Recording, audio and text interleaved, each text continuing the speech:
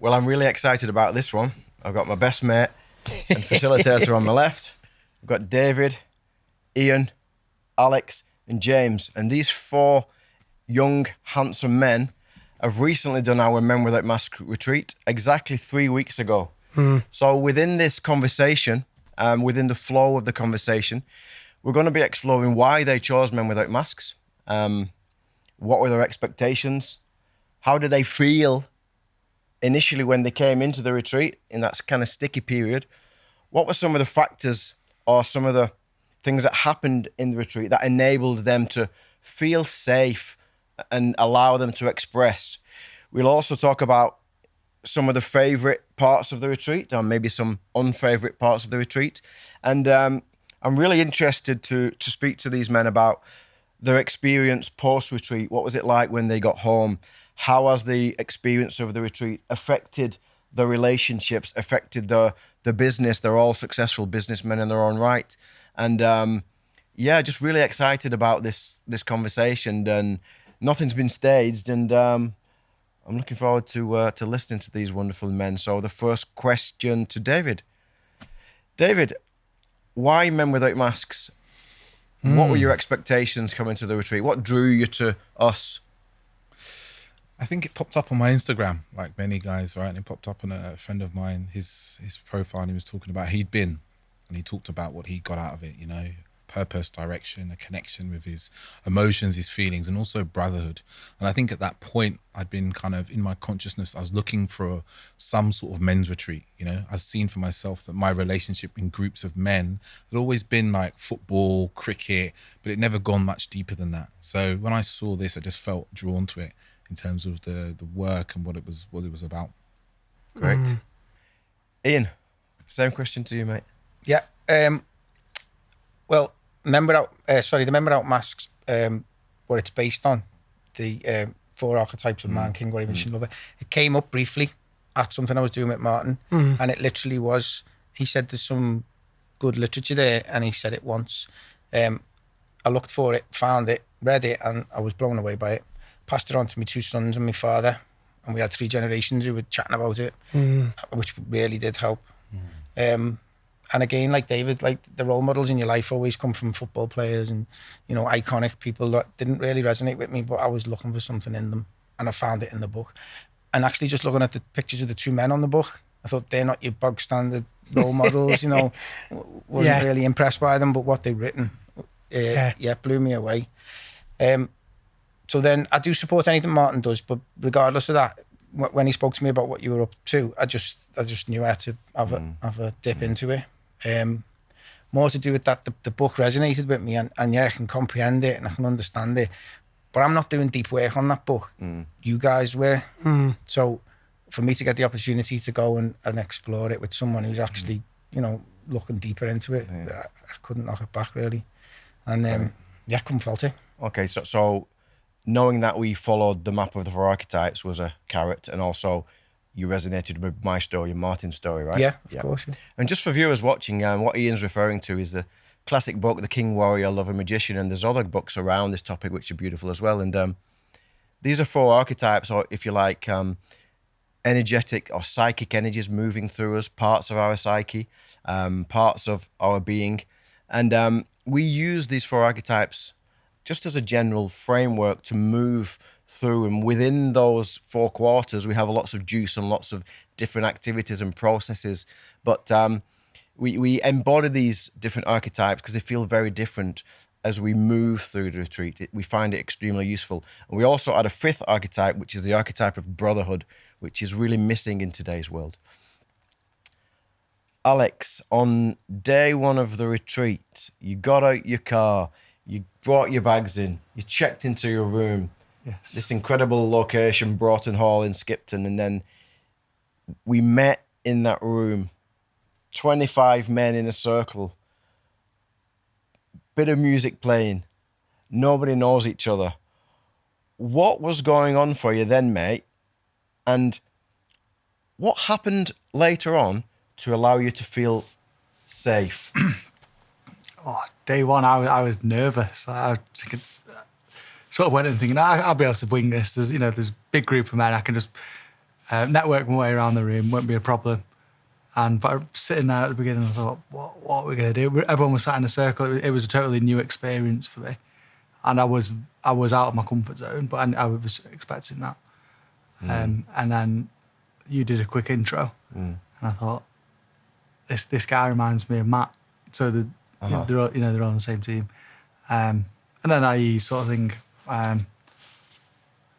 listening to you speak and the sort of precision in what you were saying and how concise you were, it's just sort of, I think you have sort of an ability to put people at ease just if it's with eye contact like it is now, or if it's just what the words you're saying. Within 20 minutes, I sort of felt, I'd step back a bit and I'd stop being on edge. And I think we started with essentially introducing the ho and a 2-word check-in. Yeah.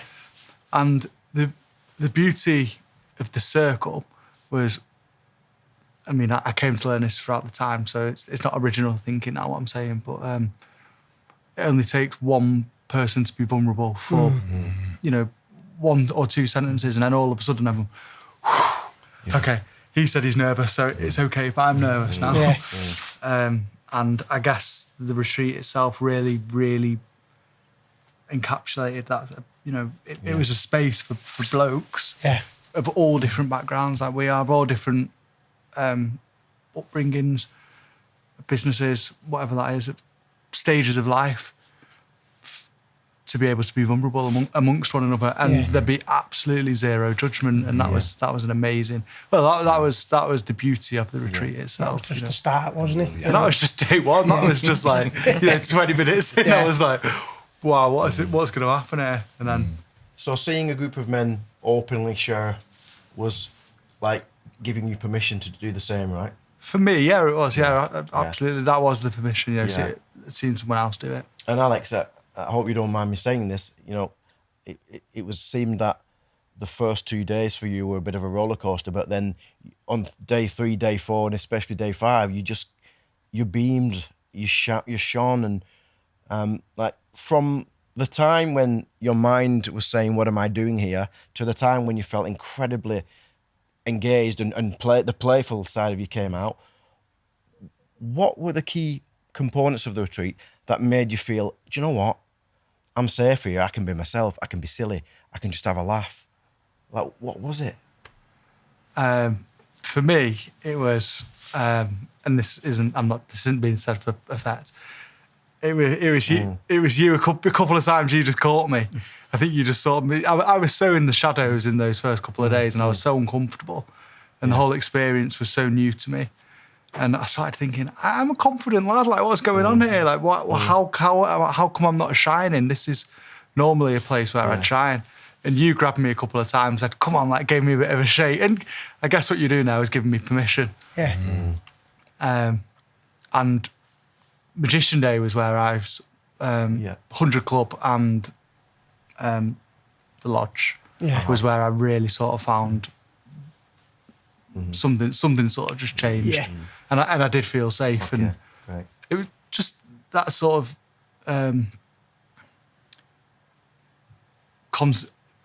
what do you call it? It's not just a dipping your toe in, it's Immersion. it's an immersion experience. So for me, as each day went on, it was getting, my confidence was growing. I was feeling more comfortable with what was going on, Right. and I knew more what to expect. Right. So the immersion experience itself, I think, is all part of the magic. Yeah, thanks, mate. So Martin's playfulness gave you permission to be playful. Yeah, it did, because Martin was a teacher there, and he was and he was higher up, and I thought, but he wasn't. But that's the way I was viewing it. The facilitators, they were the four gods. It wasn't like that at all. But you just grabbing me, and I couldn't dance. I couldn't do it. I could not bring myself to do it, and I still regret it. And I still think about it. Why the fuck? And I told my missus about it now, and she's like, "I can't believe you couldn't dance. You're normally the first one on the dance floor." You grabbed me hold of me, and incidentally at the beginning, I felt really guarded against you for some reason, and you were the person that actually came and got me. Yeah. So I don't know what that was in me, but it's opened so many doors now, and it's amazing just to sort of investigate that. Because we naturally project, don't we? Especially when we get there on day one, and you know these. You're in a room, and you're looking around, but you don't really know anybody. So then there's just this natural projection. You know what I mean? I like the look of him. Don't like the look of him. You know what I mean? Yeah. You know, you're sizing men up, and when we do that in the world, especially as men. You know, we're naturally always looking. On the other side of for me, it was the other side of the tennis court, but you might be on the other side of the bar or the other side of the office desk, and you're just naturally comparing, competing. You know, sometimes you're in the supermarket buying your shopping and you're planning someone's death. Do you know what I mean? Like, I wonder how I could take him down, you know what I mean? And it's just this mindset. Yeah. So when we, obviously what we do with Men Without Masks and we start to feel a lot more at home and we feel safe and we spoke about this, just that vulnerability, that playfulness, and sometimes it takes men a couple of hours. Sometimes it takes men a couple of days. Everyone goes through their own individual process, don't they? And even though we're unpicking loads, and it is an immersion because the retreat is saturated with amazing experiences from what we do in the room, where we're sharing information and we're educating, to the smaller mini shares, around where we're able to express how these energies play out in our own lives, and then to the embodiment exercises, and even obviously we eat food together, and then it's just even the space, isn't it? The space that we have in the day. There's time to actually enjoy the facilities. So we'll come on to that shortly. You know what I mean? Because we've also got a new home in Broughton Hall, and it was a big part of how people could enjoy the space, wasn't it? It was funny. Alex's first words to me was, why are there so many Scousers on this course? I said it's subsidised. Yeah, you get it half price. It's half price, yeah. But what you're saying is even 5 Scousers in a room is daunting. Yeah, of course. It is. Yeah, absolutely. Yeah, all confident and loud and brassy, Yeah, of course. So it is awkward. But it very quickly wasn't. No, it was, set your mind beneath that bravado rubbish that everyone went in with. I mean, I certainly did. That sums up your feeling a little bit, isn't it? About some of the Scousers. It was, and it was blokey at the end, and men amongst men in that first 20 minutes. It really did take some settling down, but once that got stripped away, and it did rapidly, it was such an amazing place to be and thing to experience. Because there was no labels anymore, was there? There was nothing. We all come with our, obviously our own baggage, but our own labels. We've all got a different profession here in the room. We know, David, you're like a sexuality relationship coach. Ian, you're a property developer, a family man.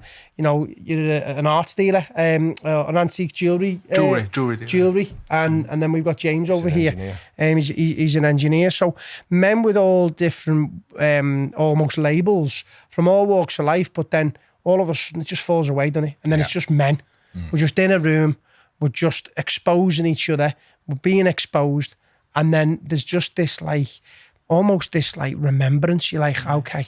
And them titles weren't relevant. No. I didn't speak about the scale of my business or how small it was or big it was. It wasn't relevant. That's the beautiful thing about Retreat. We get all men from all walks of life, from highly functioning CEOs who are flying, high flying, who, are looking to maybe just feel into a few other aspects of their existence, maybe relationship stuff, and then you've got you sort of your young entrepreneur coming through, and then you've got ex-sportsmen.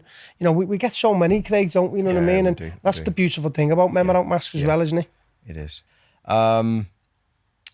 Where's my train of thought? I want to say something about the length of the retreat, because even within this room here, within you 4 guys, in my judgment, we've got 2 guys here who seem to really love it from day one. And if we'd have ended at day 3, you'd have got a lot out of it. Yeah. And we've got 2 guys here who are probably the 2 guys who had the most incredible transformation on day 4 and day 5. Yeah. Especially you, James. And that's why we do 5 days. There's something magic about that number. how was it for you on day one? Because I know that you were nervous. Yeah. And how did you shift, and what helped you to shift during the retreat? Yeah, it was turning up. I didn't find myself awkward getting into the place. I'm okay getting in there, but deep down it was like there's 25 blokes there. And then when you first start going round, just a little bit of you lifts on those first couple of words, like when you do your 2-word check-ins or why you were, that every single bloke there, just something lifted from him a bit. And then some people took a bit more to lift off, but some people opened up straight away. And it was just all those little lifts created this amazing space between everyone. And everyone felt it from the first time they spoke in that circle. And it just carried on. And yeah, as you say, it was full on. It was good days. Yeah. And every moment of the day was, no one knew what to expect, but every single time you just finished whatever we did, it was like, wow. Yeah. Yeah. Got better, it gets better, doesn't it? Yeah. You know, like, And then you were just laying in bed or thinking about what can happen. Yeah. And then something happened and went, well, I didn't think that. yeah. Was there a day or was there a time when the penny dropped and you felt, wow, and you felt more potential, you felt more yourself? Was there a time during the retreat when that happened? Probably around the 3rd day. And we were doing some exercises, possibly in the yoga room.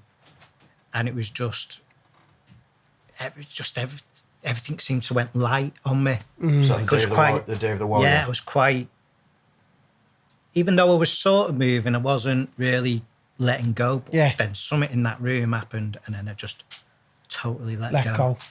And then I went for a walk. I remember going for a walk on my own out in the beautiful estate. Yeah. And just being aware of everything. It was unbelievable. A light bulb moments, isn't it? It's like that door had just opened. It's like I'd just been looking through a little keyhole. Yeah. And just seeing things. And then you just opened the door Bang. and it said, there's a world out there. Yeah. You know, in our kind of interpretation of that, you know, that kind of, it sounds like your focus broadened, yeah? The broadening. That happens when you get into the body. Yeah. That happens when everything slows down and we shift from thinking and analysing to sensing to feeling to being. David, a big part of your work seems to be kind of moving into, you know, relationship, connection, intimacy, embodiment, feelings, being in the body. How was that experience for you in the retreat? Did you think we'd do so much work in the body? Like, how was it for you? Because you seemed to flourish in that part of the retreat. I wasn't expecting it at all, actually. I was thinking, you know, we'd be sitting, when you walk into that room, right, the beautiful room it is, and you see this chairs and you sit around and you think, oh, we're going to spend a good amount of time in here. We're going to be doing there's going to be flip charts and studying and reading and all that kind of jazz. And then I think it was day 2 in the morning, we were in the yoga room, which was a stunning room, right? Like to go to walk and be in there. Avalon. Yeah. To be in there, like stunning room, stunning view, everything. And I can't remember exactly whether it started off with some yoga and it moved into some movement. And I was like, oh, well, there's a lot of movement in this. And I was like, I quite like this.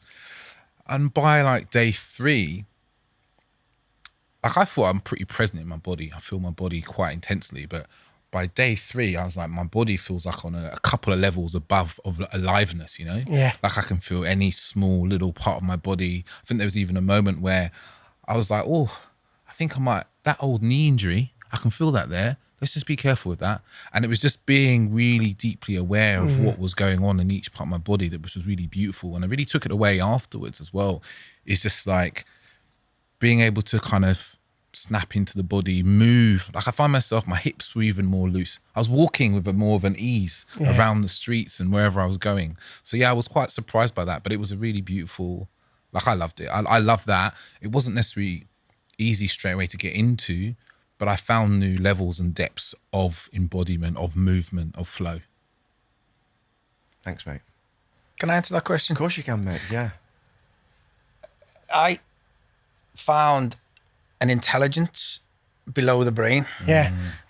which was a light bulb moment. And it did take till Martin's deep meditation that culturally you're told that you think with your brain. Yeah. So that's the only place I used to refer to. And it you know, it's never let me down. But when it's busy, it's not going to let you down until you pass away, is it? So it's always there in some form, but I didn't really know I could get out of it and still have the intelligence from below the brain, you know what I mean? I don't know if I'm describing it properly. Yeah, but absolutely. yeah, I felt more confident in giving in and letting that go, a little bit of surrender maybe, and trusting the body. And the things that you do in the yoga, they're definitely key to it. Yeah. They are. I mean, if you don't do them things, I don't know how I would have come to that conclusion. Yeah. You know what I mean? I'm not going to come to it sitting reading or sit. It's all. Yeah. And I know, like, for brain-based, anyone listening to this, you know, we're talking about yoga here. It's not necessarily like real, like, traditional yoga, is it? Where it was like very linear, very difficult to experience. You know, we've almost now catered the retreat where, we say yoga, but it's you know, really it's just movement, isn't it? Yeah. Movement, which is Expression. movements, expression, free movements, and obviously we're just holding the space. We create the space, you know, using the right music, using the right tone, and then how we then deliver it gives you the opportunity to do just that. Is to, like, get out of the head, get into the body, get into them other levels of intelligence. But it's not necessarily, because people are afraid of that, even that word yoga, aren't they? You know what I mean? Yoga, not for me, that. And really, you know, we just want to emphasize that we're not doing yoga. You know what I mean? You know, we're not moving in them linear ways. We're very much just allowing freedom of expression, Craig, isn't it? You know, which then feels very familiar to men, don't they? You know what I mean? Some men, you know, they move in these ways, and it's like, wow, this feels familiar in some way or other. You know, I don't know how I'm meant to move, but I'm just letting myself go. And then you realise there's no right or wrong way to move. Yeah. Well, how would you bring that description to the masses then of get out of the mind and into the body? Because that's such a chasm to jump, isn't it? I think we, you know, we us as facilitators, you know, we do talk about dance a lot, or freedom of expression, or breathwork. You know, and we do an immense amount of breathwork on the retreat, don't we? It's interesting you just brought that question, because I was actually going to come back to you, because you're sharing about the intelligence of the body is really important. So my question to you is, after the retreat experience, if your missus says you got to get out your head, you got to get in your body, or if you're watching a program and it says men have got to get out of their heads, what's your go-to now? How do you do that? Because we gave you some tools, didn't we? Like what works for you? Yeah, well, I mean, meditation is something I can fit in. Yeah. Ecstatic dance isn't, because we've got loads of ornaments, you know, around the house. So that, and I haven't, Craig, I'm going to have to tell you the truth. I've come back and I've integrated, and I've actually, I've watched the benefits. And I'll thank the course for it. Have I nurtured them? I'd say no, I haven't. You know, I'm going to be honest today. But to get back into it, I know I've got to get back into the yoga. I'd like to do the ecstatic dance or some kind of movement. I don't know.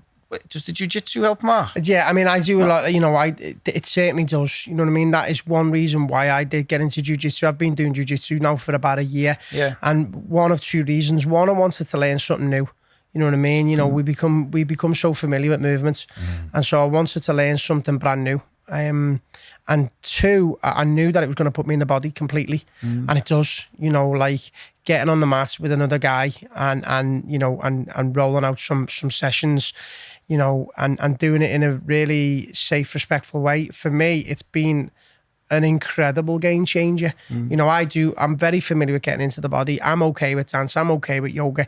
I love going to the gym, but I think it's there's so many different ways to move, and Jiu Jitsu has offered me a whole new dimension of movements where I can actually not just use the body and the intelligence of the body, but also to use the mind at the same time, because you're almost thinking about, what your next move is, or not being, not being tapped out as such. So there's a lovely synergy between mind and body within Jiu Jitsu, which I feel is a beautiful symphony of expression. Yeah, well, I did. I was listening to the words a lot of the times. Matt speaks very well, but I'm reading a bit about etymology and stuff.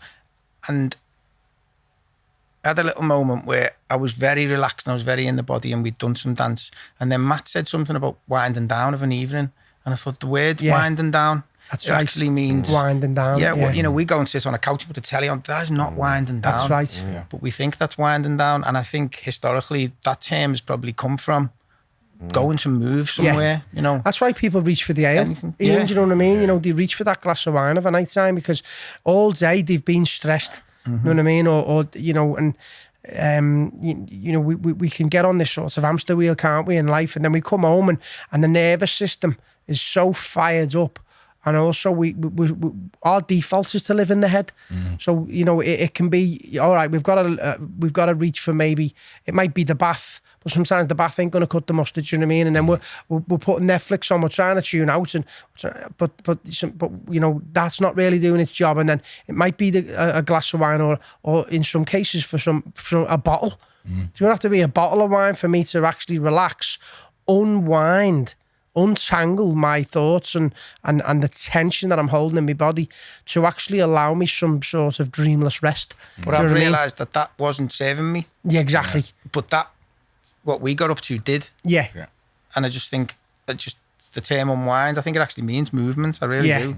Because that's the most I've felt relaxed. Yeah. And out of the, I mean, you do look great, mind. you know what I mean? I know, like you're saying, it's been a few weeks now. Yeah. And I know you've been home, and it does take a bit of time to integrate. There's an afterglow after the retreat. Definitely. For a while. You know what I mean? And that afterglow there's no doubt change.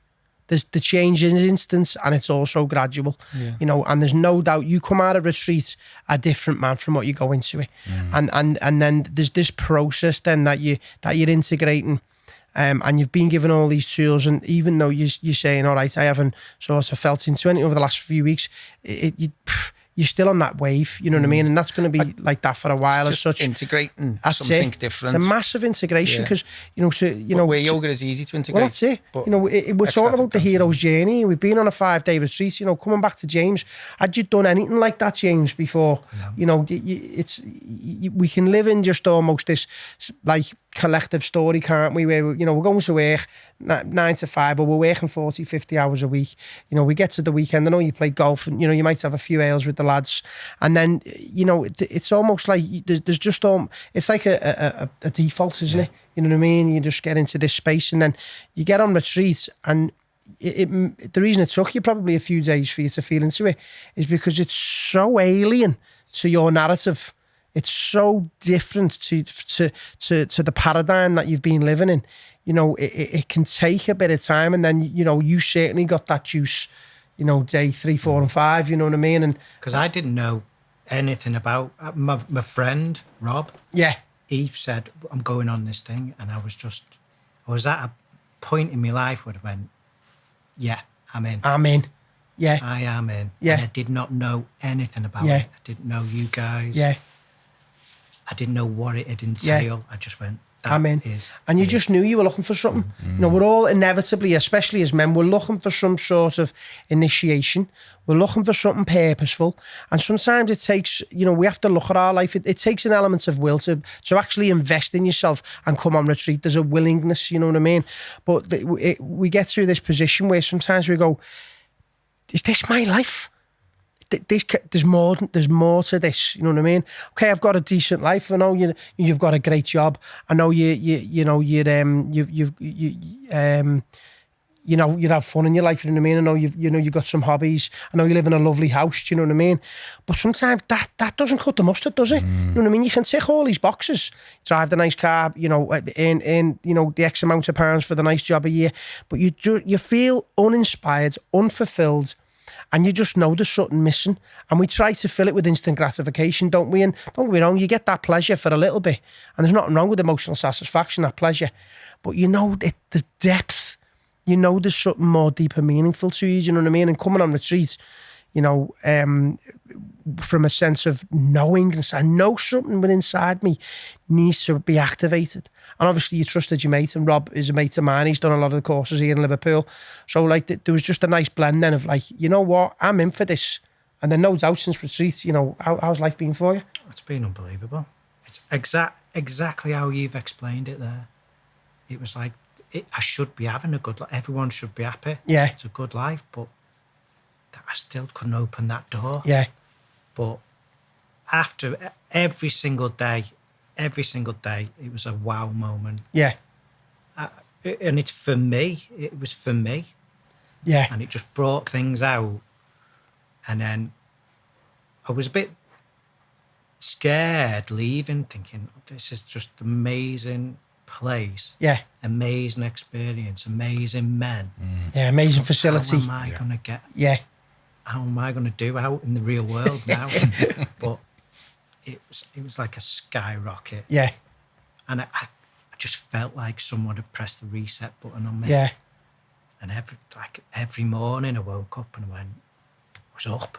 Yeah. It was like, give me my hours of my day. Yeah. I said, I've got hours in the day. You learn to appreciate how long the day is. Yeah. And it's not just having that snooze before work because you just don't want to get up for work. Yeah. It's, hang on, I've got 3 hours here before Yeah, work. of course. They're my hours. They're mine. Yeah, and we had a big mine. chat about that, didn't we? You know, we buddied up on the King Walk on the last day, and even that you know, going up on that walk and contemplating the King, buddying up on the way down and talking about, you know, what does this mean to you in your life and how can we create order? What is purposeful to you? And we had a great conversation in, like, you know, there isn't just these 8 hours. You know what I mean? There's like, you know, how much do you want life? You know, and talking about your time and creating that space of a morning, going, hang on, I've already had 8 hours sleep. So if I get up, you know, a bit earlier and start feeling into the things which I know are not just good for me, but I know that's going to activate my potential. I know that's going to put a spark in my heart space. And then all of a sudden you're skipping into work, aren't you? Yeah. You're flying in work, and then, you know, you've had all this self-care, which is a sense of self-respect. And then you're maintaining yourself on a daily basis. No, you can't not be flying. Do you know what I mean? And then you take that into all the different endeavours, don't you? You know, you've been coming up to Planet Yoga in Liverpool, you live in Warrington, you've been getting into the yoga, and you're just sitting here, mate, with a sense of just confidence. Yeah. You know what I mean? Yeah. It's written all over you, you know what I mean? And it's best part of our job, Craig, isn't it? It is, mate. Mate, we met on Zoom the other night, and I loved your sharing on Zoom. Can you let us know what's changed for you in your relationship with people? You remember you told us a couple of stories about your mum and dad and your niece and nephew. Could you share it with us? Yeah, it's just the most beautiful thing is we learn a lot about connecting with people and giving people space and making eye contact, which just invites people in to tell the story and communicate. And it was perfect because I can now I'm holding a conversation, but I'm really interested. Yeah, connected. It just exactly. Just connected to you. Yeah. And I wanted to connect more with my family. So I was going to go, well, I'll just go round and see them, but hang on a minute, we've got some activities we could do. And it was just as simple as doing the garden. Yeah. And my mum and dad came round. It was the day after, and we had a Bonded. hug, Yeah. and it was amazing. And then I cooked them tea, and it was just a real nice time. No one looking at watches, no one worried about time. Yeah. Everyone's always, oh, I've got to be there, I've got to be somewhere, checking the phones. There was none of that. It was timeless. Yeah. And it was just pure connection. Yeah. And I've not felt like that. Well, I don't know. It's like you say, you go through life and you've got this 9-to-5 job and it's just drilled into you. Yeah. I so almost much think more. that there's a syndrome in people. Yeah. What's next? The what's next syndrome, I say, you know what I mean? Because it's almost just like you never appreciate the now, you know what I mean? And we're conditioned to look for safety in the future, and we try to predict our next movements, you know what I mean? And you mentioned the word there, real. It was just a real connection, you know what I mean? And it's what we all wish for, actually. Everyone in this room and everyone listening to this podcast, it's what you wish for, you know what I mean? But we try to pay for these connections from externally. And when we come back to something which is simple, something which we know to be true, something which is primal within us, is to connect. Yeah. You know what I mean? Is to love and to be loved, and to share space, to hold space, and to be present with one another. It's the greatest gift we can give ourselves and others. Our commonalities that we're here for one another, but we just don't know how to connect with one another. Yeah. You know what I mean? Like, to applaud James, and he don't even think he's got onto it. He's held that space for his parents. Yeah. They haven't come in and wanted to change the way they're all interacting. He's been able to do it. Yeah. And that's one of the archetypes coming out in you. That Yeah. you can hold that space with positivity and know that you should be present. It's Yeah. not all about you. Yeah, so, well done for Yeah, that, mate. boss. It's good. And just while we're on the theme of connection, like, how was that for you during the retreat? How did you experience connection during the retreat with a group of 25 men? It's funny, I was just thinking about this now, and I was like, oh man, I really miss this, eh? Because we're sitting here talking, and really like just being present and here and talking.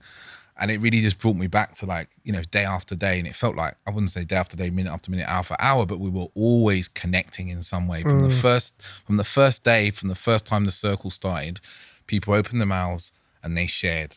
And that continued every day. And I was just like, it gets deeper and deeper. And it's really, like, I didn't know men could show up like this, Yeah. Like, I work with men, I know men, but I didn't know that men could show up in the way with the honesty, the openness, the open-heartedness, the commitment to love and growth that was just like on display every single day from every man in the room. Yeah. Was just like, blew me away, There were days where I was just like, wow. Yeah. Wow. It's like it increased my own capacity to hold emotion and feeling, and to witness other men with their emotion and feeling. Yeah. And it was just like, it creates that connection. It's just like, wow, how did this happen so quickly? Yeah. Because I know you've done other retreats, haven't you, David? Do you know what I mean? You're familiar with this type of work. Yeah. The work as in, looking at yourself and integrating, your processes and your limitations and owning your stuff. How then was Men Without Masks different, from the work you've done in the past? So it being a men's retreat, I think is a big difference. Yeah. This was very active, There was we did stuff. A lot of the time you go to a workshop or retreats and it's like very passive. You just take things in and you sit and you absorb what you absorb and you don't absorb what you don't absorb. But this was like, in the morning, maybe we learn about one of the archetypes, and then an hour later, you are the archetype. Yeah. You are, that's what you are. You're doing it, right? There's no like, oh, let me just think about this in my mind. Yeah. It's like, I'm in this, I'm doing this. This is part of me. You're feeling it. And I think for me, that was the big shift. Like, I remember for me on the Warrior Day, for instance, was a big one for me, because I was a bit like, oh, Warrior, it doesn't go nice with my nice and gentle sensibilities. And then we talked about the Warrior, and then we did some sessions in Avalon, and then we did some sessions in the beautiful rooms, and it was just like, oh yes, this is in me. Yeah. And this can be channeled in a beautifully positive way Yeah. to move me towards my goals and my dreams and what I desire and what I desire for the world and the people that I love. And I think that's the big difference, right? That's the huge difference. And also to be witnessed by other men. I think that Yeah. like, you can't put a price tag on that, because so many of us, like for me, like my father wasn't really around in my life, and I don't have any older brothers. All my brothers are younger than me. So to be witnessed by men of my own age and older than me in my vulnerability and told, yes, you are welcome as you are. We love you as you are. That's it. Was like, wow. That's the The golden gift nugget. of blessing, yeah? Yeah. Massive. I did massive. actually mention to Craig that I wanted a different name than retreat, Yeah, yeah. because I haven't actually been on a retreat, but I know people who have, and I've watched them and I've YouTubed retreats. And even the word retreat means to go away. Well, we went into something. We didn't go away from anything. Yeah. It was like we were on a motorway towards, you know, bettering yourself. And I just still can't think of a good name for it, but it definitely wasn't a retreat. It's like it's an immersion, you know. An immersion, It's like a, you know, it's And a driven full- immersion. It's a full-bodied experience. Yes. You know. Yeah. Yeah, it's a big process. It's an awakening, mate, isn't it? It is, yeah. Just want to touch on the facility just for a second because it was a new venue for us, and you were the first crew to kind of experience a new venue, and you know, we thought it went really well. The facilities were perfect for the work that we did. How was it for you? How was it for you, Alex? It was. You had a good room, didn't you? It was stunning. I think when Simon came and spoke to us at the end, I think he said like Prince Charles or something had slept in that room when he came to visit the family.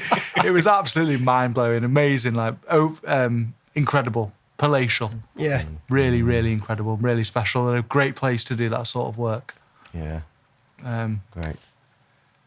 Then that was sort of the tradition, you know, the beauty of the art and all the Yeah. you know, the antiques stuff, as I was noticing all that stuff around me. I'm just sizing it all up. Like, actually, one evening I went into the library on my own and I was looking at the bits and pieces that everyone had put. Not bits and pieces, the sacred items, you know. Yeah. And there was auction catalogues around, and it included the artworks that were up there. Wow, really? Yeah, it is amazing. It's such an amazing space. But then to be juxtaposed by Avalon and that sort of modern wellness centre, I think you'd call it, with the pool and the sauna, The steam room and the gym. room. The gym was bloody as good as any other gym you're going to get. Yeah. It was 10 out of 10. There wasn't a single thing There wasn't about a blade of grass out of space, wasn't there? it was amazing. I mean, And the the flowers flowers, around those hedges. the nature. The hedges were like, Just- everything was perfect. You know, I remember when Craig and I first went up, and you know what, we went up with Jonathan and Dave, and we just arrived, and we were sitting in that room in the library, and I just burst into tears. I just couldn't believe it. It was almost like I had to pinch myself. I thought, is this my life? This It where was I come to amazing, in my it life? was. You know what I mean? To be sitting in a house and in a state which has got so much lineage and so much history. You know, that day, even when Simon spoke about the history of the place and, you know, the generations and the stuff, and it comes from like William the Conqueror and the history in there. It was, you could feel it, couldn't you? You know what I mean?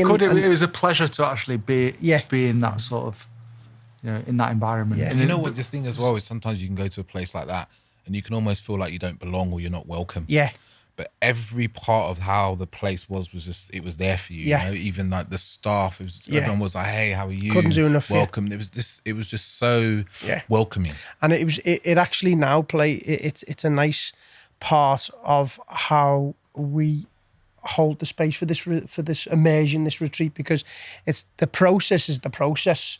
And even in our last retreat in retreat space, which was in Whaley Hall and Whaley Bridge, beautiful place, and the process is just as potent.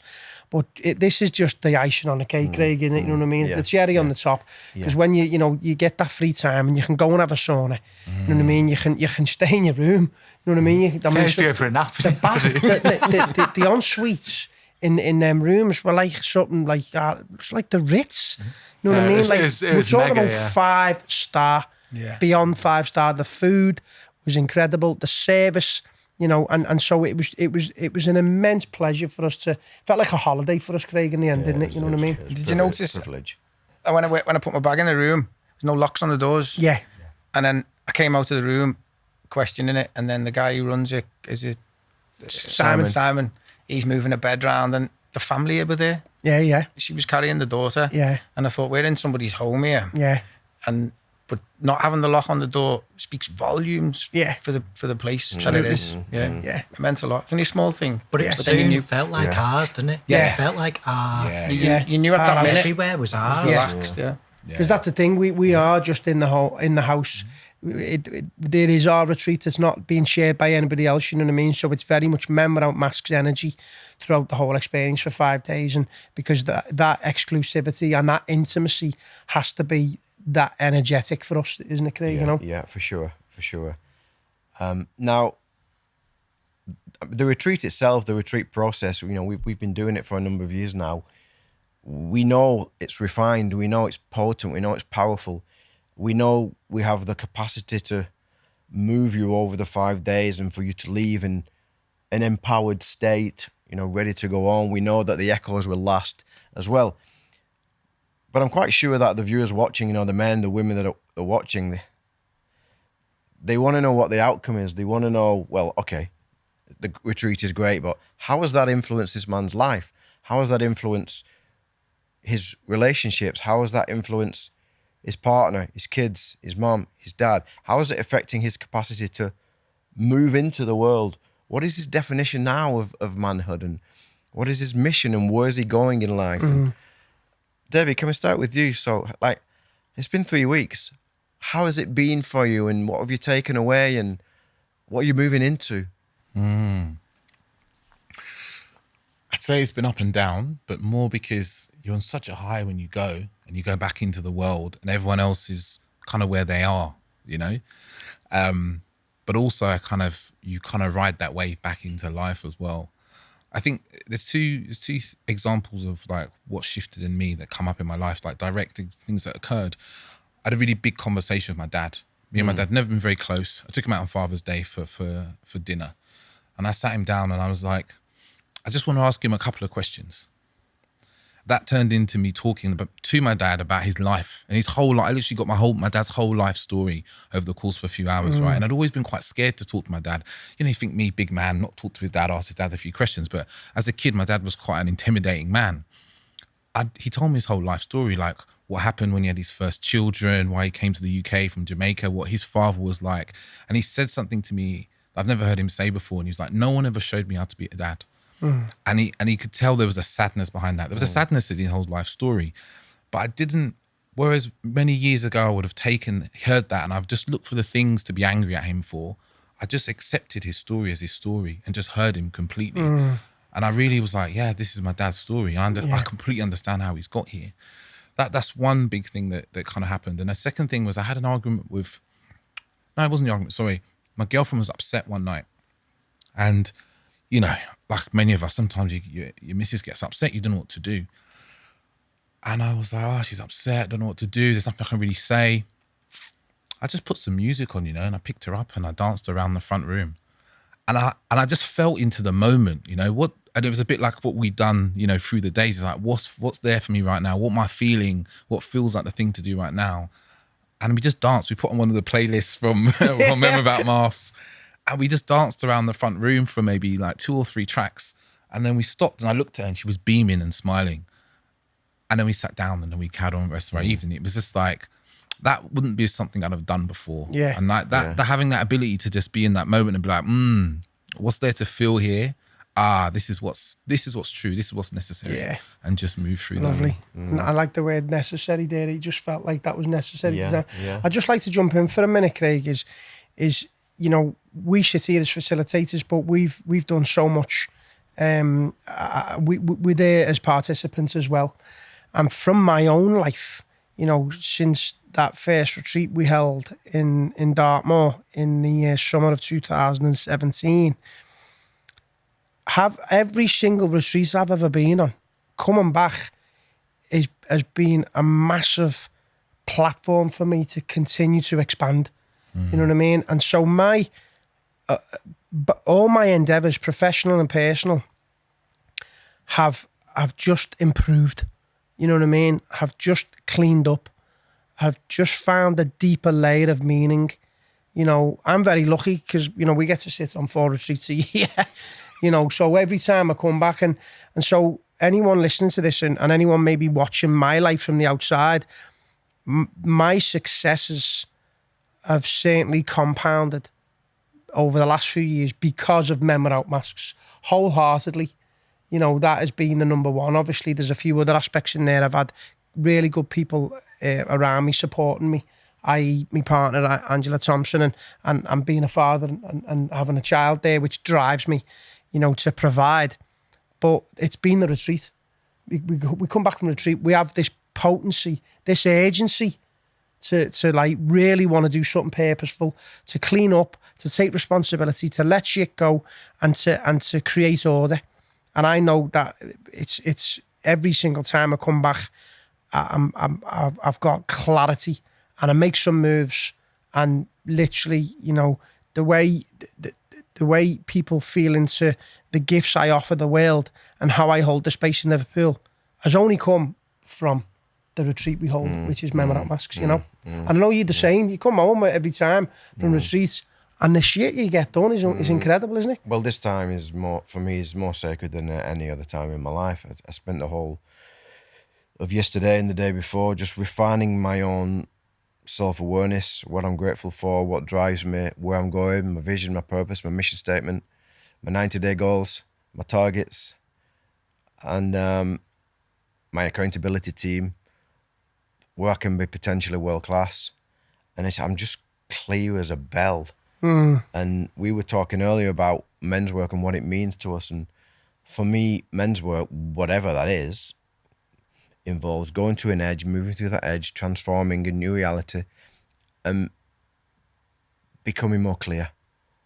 So for me, in my journey of men's work, I'd like to say it started when I was born, but significantly it started about 12 years ago when I had a midlife crisis, but it wasn't really a midlife crisis. It was the best thing ever. Every time I've kind of done something with an intention to grow and moved into my edge, I've just had more clarity. And I've never had more clarity that I have now at any other time in my life. And I've never felt as much sacredness now as I felt at any other time in my life.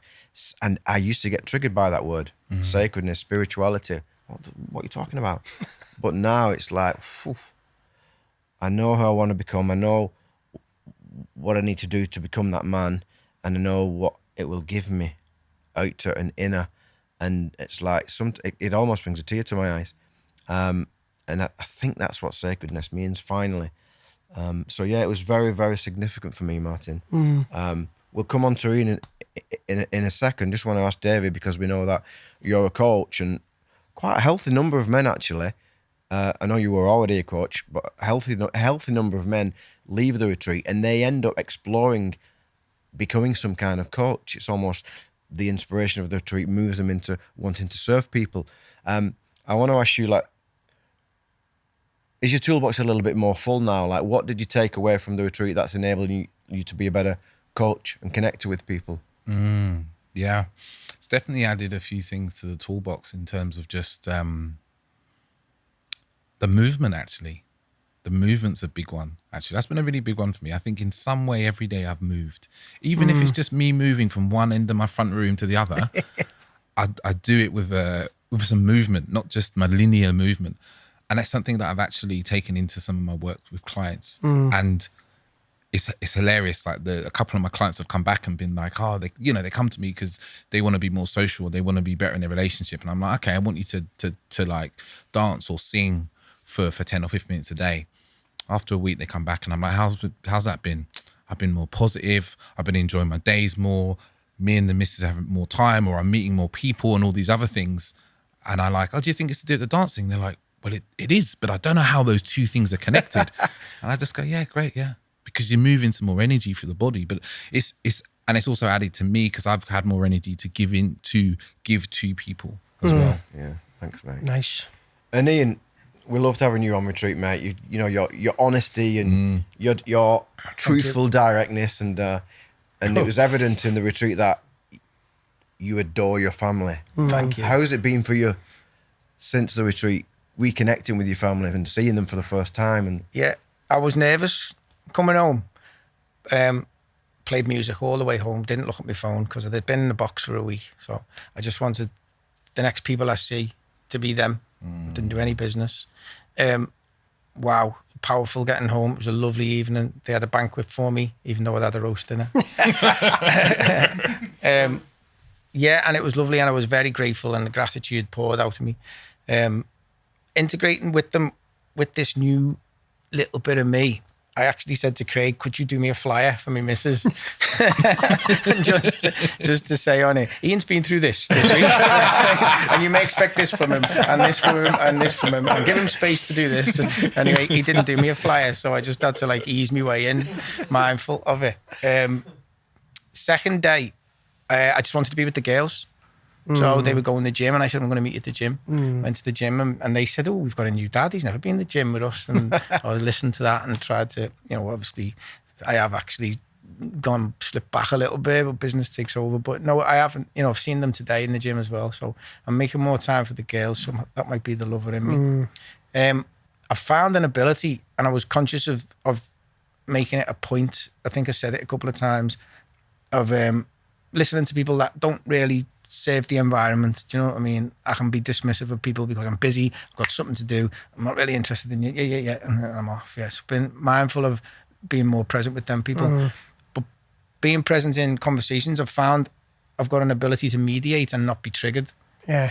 And it was, and when I say mediate, I mean, I can tell somebody without insulting them. I seem to be able to say anything nicely now, if you know what I mean.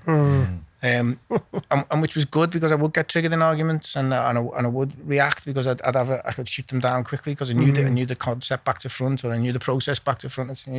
But now I'm far better at mediating when triggered. So I think that's the best way to sum that up. Nice. Thanks, mate. Yeah, it was good. Thanks.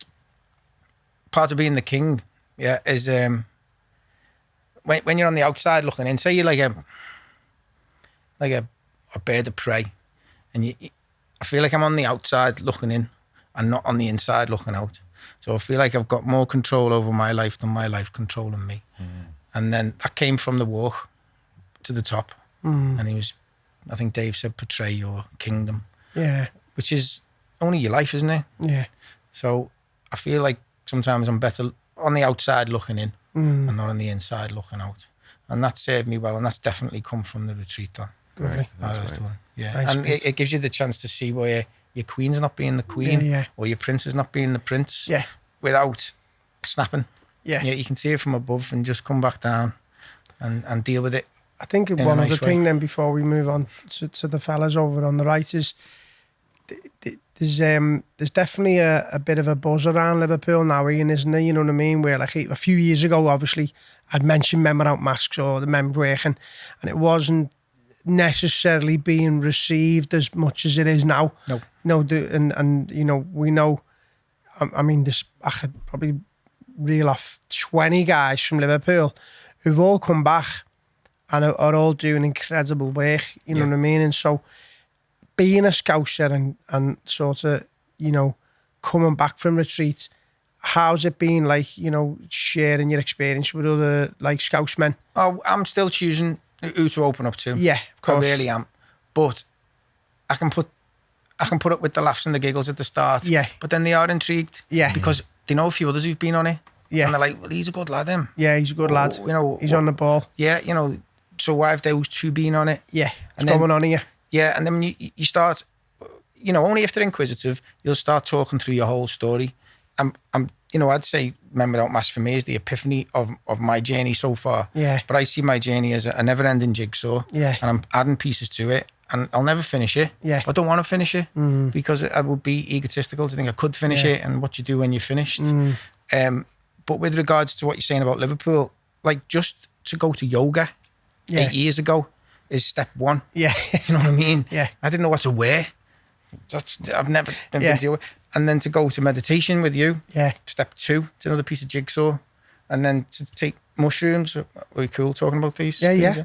Step three, DMT, Cambo, just circles, Mark, and these small things integrate, and you reach out like a spider's web, and more lads come in. Yeah. How many lads go to yoga now? Yeah. I'm talking 8-10 years ago, there was none. So this is groundbreaking because it's bringing it all together. Whereas I've been looking for it. Yeah. And had to do it the hard way. Yeah. Although I've enjoyed it. But this is the epiphany for me. I would go on this again and again and again. Yeah. I really would. Yeah. Because I've come back from it, and I think I've been able to speak about integrating it and, not getting triggered, and the 3, 4, 5 things. Yeah. You could go back on it and get another 10 amazing we know men who have been on it, more than once, you know what I mean? They come back and you're actually, you're seeing the retreat and you're experiencing it from a different lens as well, you know what I mean? From a different vantage point. And you'll pick up things that you may have missed last time, you know what I mean? Or, there's definitely more of a you may lean into one of the archetypes a little bit deeper, you know what I mean, and stuff like that. So we see men, who come back and repeat the experience and have a completely different experience. Yeah, of course. It's seamless, by the way. Yeah. You need to applaud yourselves. Yeah, both of you. I haven't known Craig long. Your journey's amazing. That course, I've been on courses. I was in the fire brigade for 15 years, so I've been on courses that are honed down to there's nothing missing in them. You'll go on an 8-week course to do with cutting people out of cars and paramedic courses and stuff like that. That was seamless, that course, and in a new way. The flip chart. You weren't really on it much. No. I wasn't bored by PowerPoint presentations. No. It was very integrated and from a good place. Yeah. Very impressed. Boss. Very Nice one, impressed. mate. Yeah. Thanks. Alex. Yes. Alex probably doesn't want me to say this because he's very modest. But Alex is waiting to have a heart transplant. Even though he didn't mention it on retreat at all. He did everything on the retreat that everybody else did. And he was an absolute star. Alex, we know you've been waiting for a while now, and there's obviously you're tentative and it could happen at any time. How has your experience in the retreat kind of helped you just settle into yourself, and how has it been for you in the last few weeks, It's a total game changer, the retreat for me.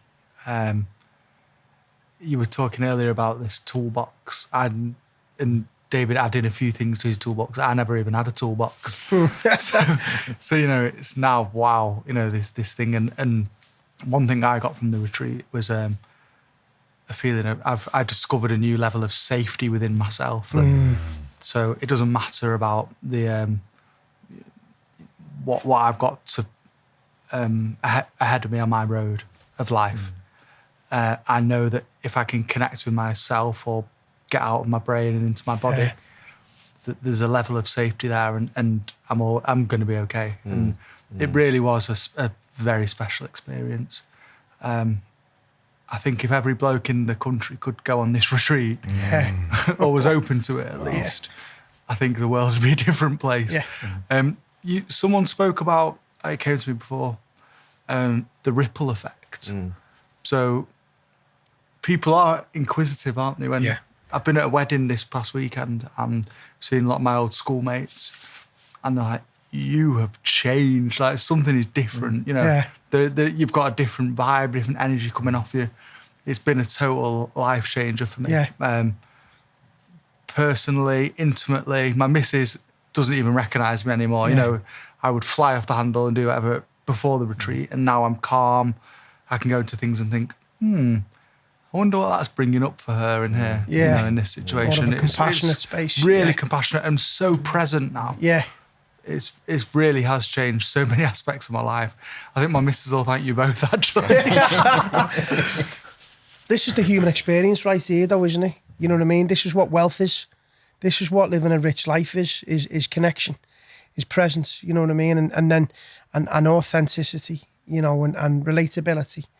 And these are the ones of the world. You know what I mean? And we miss it. We don't even know about it. Exactly. We're not taught about it. Absolutely. It needs to get into schools, Craig. Yeah. Maybe that's something you could do.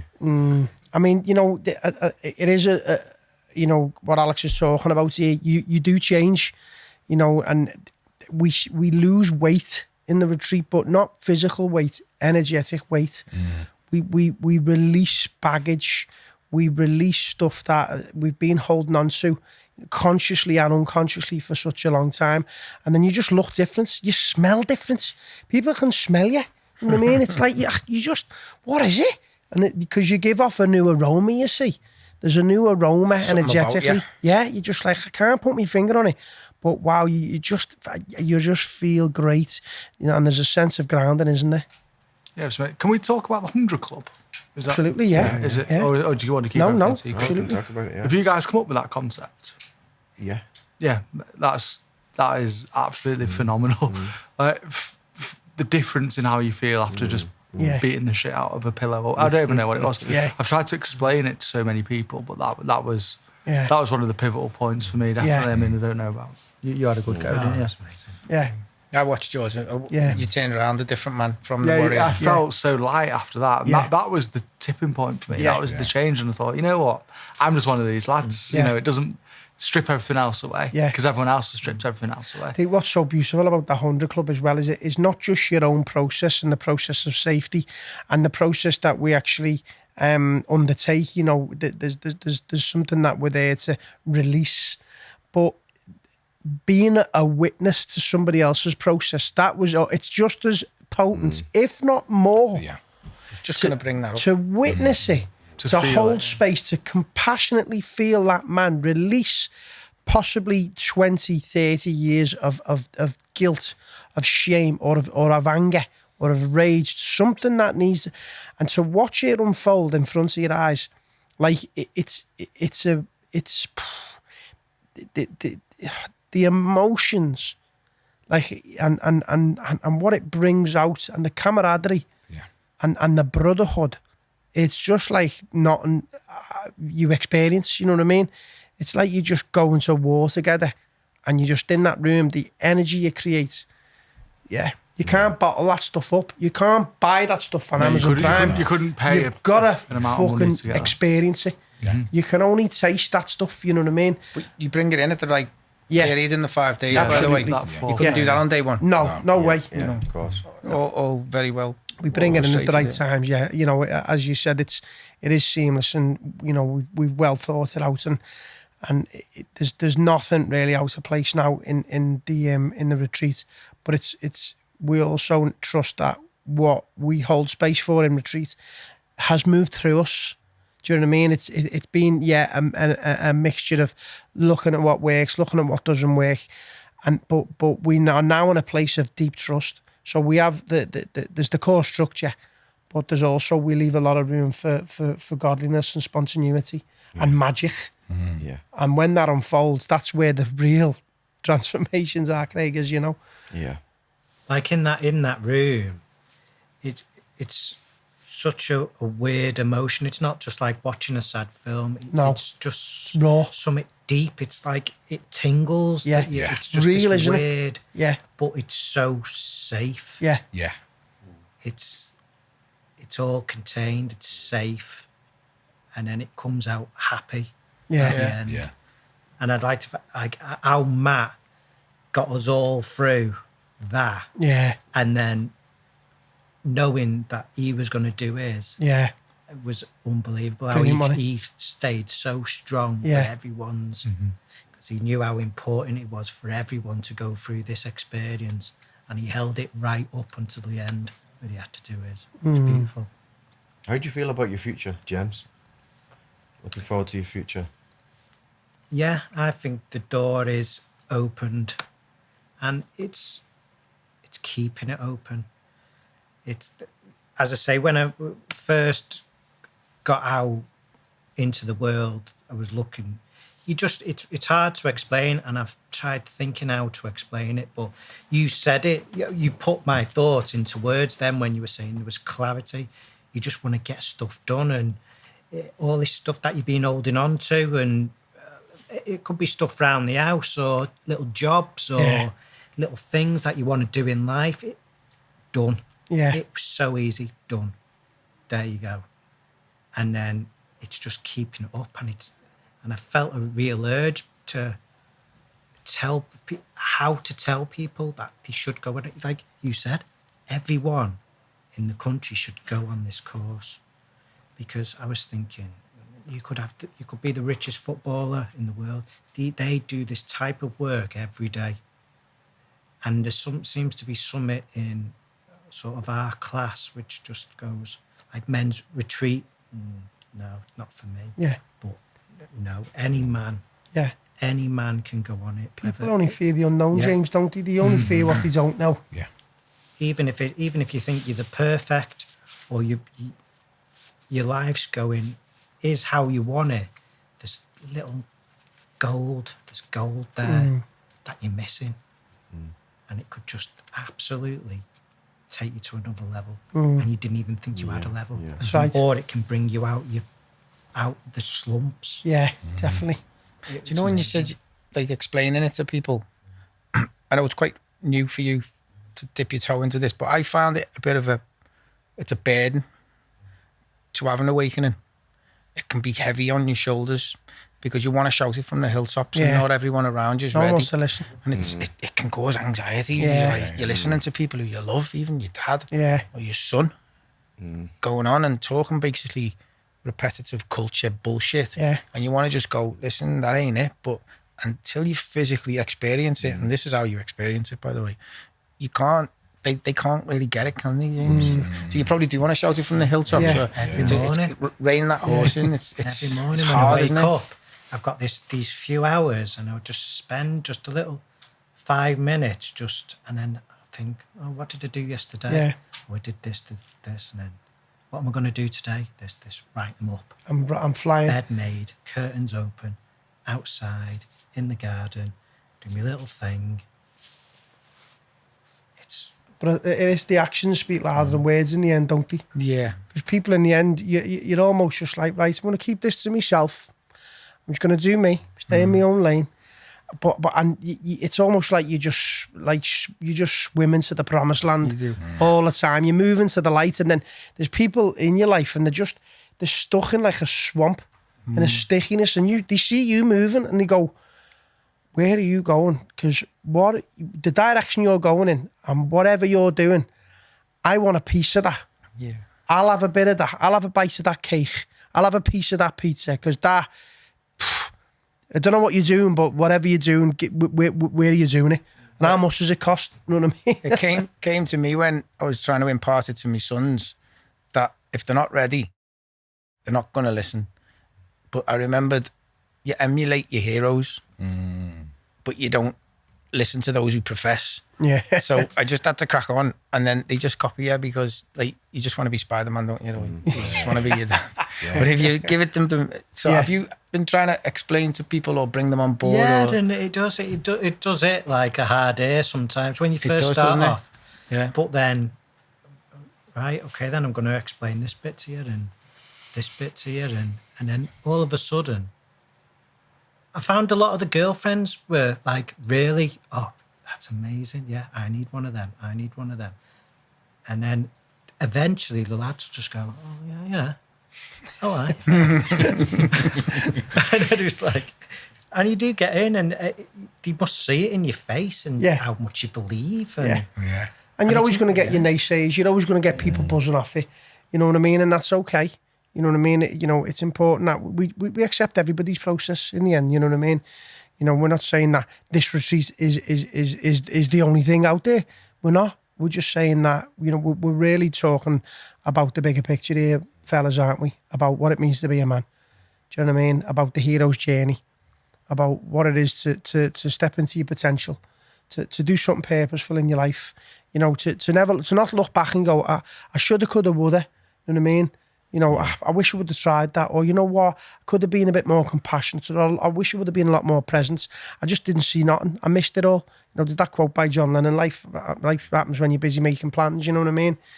And so when it comes back down to what we know is true and is primal, is a sense of connection, is a sense of humanness. This is what it's about, and we just know that being a man and being safe around other men initiates and activates that that divinity, really, isn't it? That sacredness, that sense of connection, that sense of love. I think that even though you just love them to go on it and experience, I think just the fact that you've told them is enough. I have to see that enough, because I know then if that person did get to a point, there's a future there. He knows the answer. I've given him the answer. And he knows. At least if he's not ready yet, that's fine. But he knows there's a way out, or there's something there. Instead of just going, holding his hands up. And conversations like this one will eventually, make things normal, make this type of retreat a viable option for men. And so we're doing our best to kind of make it become normal, and we're moving in the right direction. But the reality is it isn't normal yet. So I think this is a good time to kind of end on a round where we each give a message to any man that's seen this type of work, feels a calling, makes an inquiry, really wants to come on it, but then somehow ignores the calling. So maybe we could end on this, yeah? So David, what message would you have for this type of man? I'd say, if I was speaking really directly, I'd say, do you remember that thing you wanted to do years ago that you didn't do? And you look back now and you really wish you'd done it. You see other people that did it and you wish you'd seen their journeys and where they've gone. Don't let this retreat, don't let Men Without Masks be another one of those things, because it can very easily, you feel a calling, and the calling can even be a fear, right? Because often a fear is a signal on the other side, is there something that you want to move into that's unknown to you. Follow through. Let this be something that you follow through with and take the benefits and reap the rewards from it. Nice. Thanks, mate.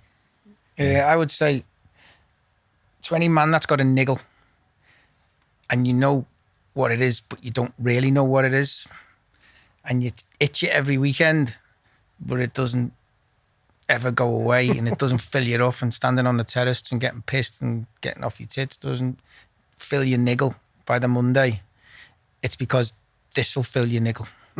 This is what you need. This is your niggle. Get rid of it. It's a spiritual niggle. It's inside you. Yeah, you're denying it.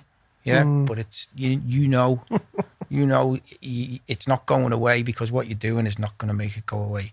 So get on this, or get on something associated with this. If it's too deep for you at the start, just speak to Craig or speak to Martin, or go to a yoga class and meet the two of them, and then make the jump, and your niggle will be itched. Won't go away. Makes it worse. It's the unfinished jigsaw puzzle. In Welsh there, the Jedi. Yeah. I taught you well, lad. Thanks, mate.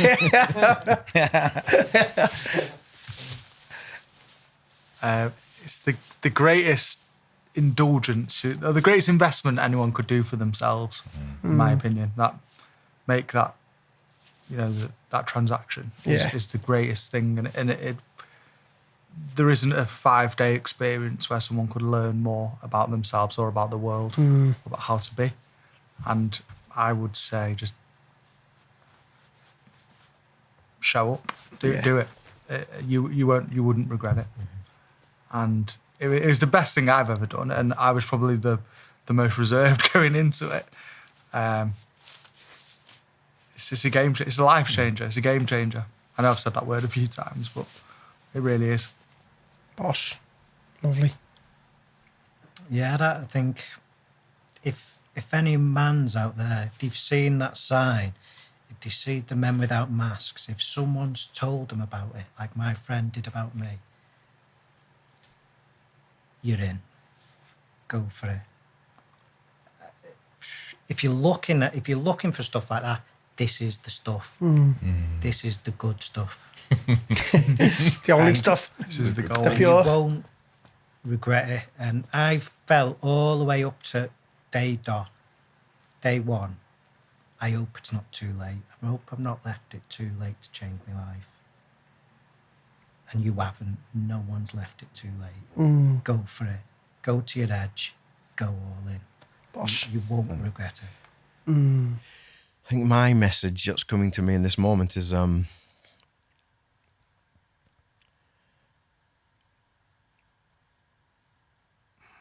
you know if you need to do it. You know if you need to do something like this. There's an inner knowing.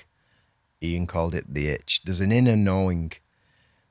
It's the inner knowing that knocks on the door internally.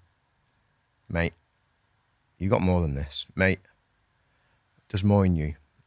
Mate, you've got more gifts. Mate, there's a bit of darkness that you need to deal with. Mate, time to get out your head. Whatever it is, there's a knowing that something needs to change. And externally, the new car won't do it. The new iMac won't do it. The new girlfriend won't do it. The new house won't do it. The holiday won't do it. Netflix won't do it. whether it's our retreat or another type of inner work, when are you going to invest in yourself?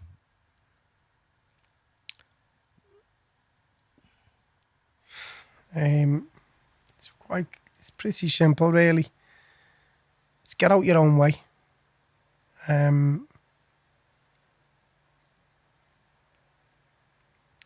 think when we truly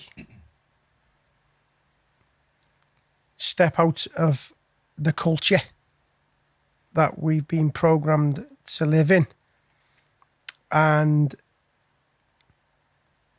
cultivate that courage to truly be the explorer. We're all natural explorers. We all want to deeply adventure. And the adventure is an internal one. It really is. And when we can deeply adventure in our inner world, you know, and have the courage to do so and know that we can look in the mirror where we're not wearing any masks, and we can truly look ourselves in the eye and went, I fucking give it my best shot. I showed up. I got out my own way and explored it. And then you explore your external world from a different place. Totally different place. It's not what you just do in the world, but it's from the place you do it. And so that advice is to just get out your own way. And sometimes you got to step into that unknown. You got to step into, you're not afraid of the unknown. You're just afraid of the idea of the unknown. You know, it's not, and it's just the uncertainty is a beautiful place. And so it's about making friends with it. It's about getting excited for it. And yeah, instead of trying not to die, not about survival, it's about thriving. And you know, deep down, whoever you are listening to this, you want to thrive. You want to live and you want to explore. So come and join us. Come and get involved. Get your hand in your pocket. You know, the few of the lads here talking about investing. That's exactly what it is. It's an investment. So come and invest in yourself because you won't look back. Oh. To that. Love that. Make friends with the unknown. Thanks for that. Beautiful, beautiful. We've been programmed by society to catastrophize the unknown. See it all the time, and there's magic in the unknown. So thanks for that, Martin. And thanks for you men for gracing us with your presence again. My it's pleasure. great to feel you again and be in your space. And It's great to The be here. magic's back again, isn't Hates it? it, Like that. And, it doesn't take long. yeah, thanks, Martin. Thank you, mate. Great conversation. So tonight. if you are intrigued, curious, you want to know more, we encourage you to reach out. You can find us on the website menwithoutmasks.com. You'll find Men Without Masks on LinkedIn, on Instagram, and on Facebook. And yeah, feel free to get in contact where we can answer any of your questions. And with that, we are out.